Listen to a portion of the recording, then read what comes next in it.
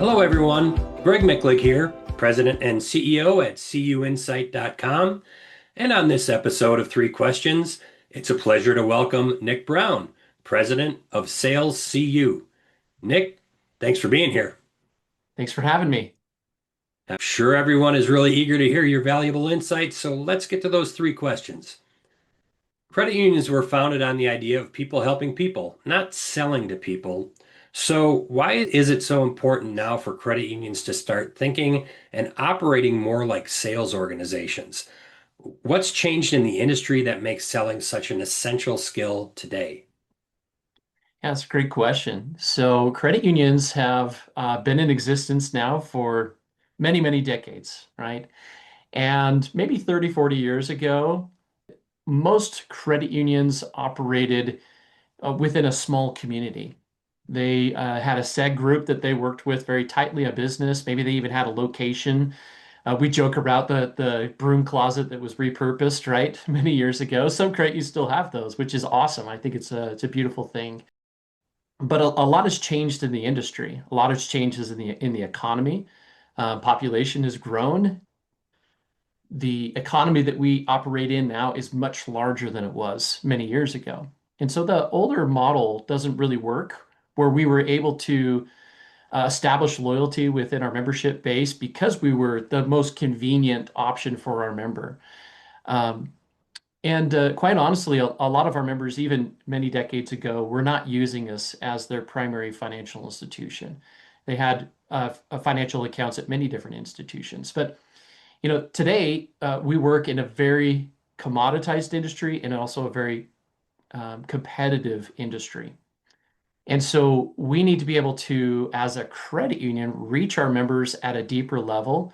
There's a lot of noise out there. I mean, we not only have other credit unions that we're competing against and the mega banks and the regional banks, but we now have fintechs we're competing against as well that are all trying to grab a piece of our members' share of wallet, right? So sales enables us to be able to connect when our team members are equipped to sell. It empowers them to be able to connect with the member at a deeper level, to find out what's happening in that member's life, what are their goals, what are their needs, their wants, their dreams that they're working towards, and how can we utilize the products and services that we offer to help them achieve those, and to help them to consolidate and make things a little bit simpler. Sales also generates revenue, which is very important for the credit union to be able to compete. We have a lot of demand on technology growth from our membership, even new branches or new tools and systems. That's all cost money. Sales helps to ensure that we are generating the revenue that we need to compete and to invest back into our membership. And then one last quick thought here is, actually, we have always been a sales organization as a credit union. We offer goods and services direct to consumers. And so that makes us a sales organization. And so we just need to do a better job as an industry at embracing that and being able to execute it. Yeah, it really is a congested marketplace, as you said, and a lot of new entrants. And you're right, really, it is part of what credit unions have always had to do. Sales is part of being a financial institution. With that in mind, what do you see as the biggest barriers keeping credit unions from developing a truly effective member-centric sales culture? Is it mindset, training, leadership alignment, or is it something deeper within the structure of how credit unions operate?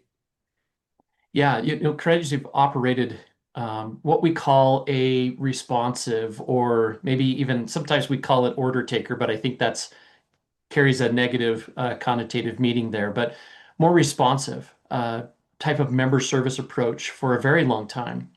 We wait for the member to come in and ask for a product or service, and sometimes we treat that member as though they're the financial expert. And because that's happened for such a long time, it's deeply ingrained in what you mentioned there in the culture. And changing it or adjusting culture within an organization is kind of hard. And so what's holding us back are all of those things that you've mentioned, training, leadership, development, all of those things. And so what we've tried in the past, credit unions, I hear from credit unions all the time, what they've tried in the past is well, maybe we need to bring in a new system. Maybe we need to offer an incentive package. Maybe we just need to be really clear on the quantitative goals that we want, and we need to set more strict or more clear goals for them in growth and development. A lot of times, those things on their own, they don't work. They don't move the needle because the culture is pushing back on it. The culture is fighting back on that. And so sometimes leaders will, that they'll lead out on it. They don't get the results, and so they go back to what's comfortable. And they have a lot of false starts and they have a lot of restarts, and that could get frustrating and that could be challenging for credit unions to continue to do that, and it can be exhausting for employees as well, trying to determine, okay, which direction are we going? What is it that you're actually expecting from me, and am I doing a good job? These are all things that I feel like hold credit unions back. So for those credit unions that recognize the need to evolve, where should they start? What are the first meaningful steps leaders can take to build a culture that consistently identifies member needs and creates real value through the sales process? Yeah. So it definitely needs to be leader led, right? It can't start from the front line and move upward through the organization. And a lot of times we treat it that way. We'll provide sales training to our team members. We'll give our branch leaders and our department leaders sales goals, and then we just expect them to do it, hoping again that there's kind of a groundswell that okay, the frontline team members will opt into this, they'll get on board and they'll start doing it. But really, what needs to happen is it needs to start with the senior leadership team, and it needs to be more than just investment in training or communicating down some annual goals that are really optional or treated as optional. We need the leaders to step into their role as a sales leader within the organization, an executive or senior leader. And sometimes that can be scary because a credit union doesn't necessarily have an individual that can step into that role. They don't have the experience, maybe because they were kind of raised in that culture, that credit union responsive sales approach culture. And so a lot of credit unions, what we see is they'll reach out and they'll bring somebody that has the credit union mentality, believes in the credit union way, and they'll bring them into the credit union.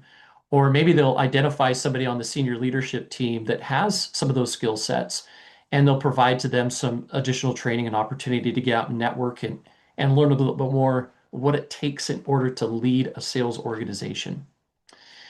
So I think that's probably step number one. We need to identify a senior leader that has the capability, not only support, but also the capability to make some operational changes, to make some real change and influence that. A mistake that I've seen credit unions make is they'll designate somebody like the marketing manager or the VP of marketing because they have some of that experience, they have that mindset, and they're kind of entrenched in it. They have a vested interest in getting sales going because they're doing all this marketing. They need that marketing to close. But a marketing VP of marketing doesn't really have a functional leadership role over branches, over lending, where the sales are actually taking place. And so their hands are a little bit tied. So this leader needs to be somebody who is over lending, over retail. Step number two, something that they can be doing right now to make meaningful change and to get the ball rolling in the right direction is start to communicate the values that we have as an organization. What does it mean to be people helping people? Does it mean that we just wait for them to submit an order? No, it means that we're educating, we're giving that member an opportunity to move forward with products and services that would add value, save them time, save them money, help them make more money, or achieve greater levels of financial security. That senior leader should be collecting success stories, right? When a team member recommended a product or service to a member that made a real difference, share that story, champion that story and those examples, and start communicating and illustrating the behaviors that need to be in place and need to be implemented within the organization to get the types of results that we're looking for. The greater levels of engagement with our member, the addition, the capturing a greater share of wallet from that member, but more importantly, the value that we're delivering back to that member. So these are a couple of things that credit unions can put in place to start working towards that right now and start moving towards more of a sales organization, a sales culture. I love the way you tie it all back into helping the member and that people helping people idea. This has been great, Nick. I appreciate you joining me, and it's been a pleasure to connect with you today. Thanks so much, Greg. Appreciate it. Great. And a final thank you to all who tuned in for this 3 questions video interview. We'll see you next time.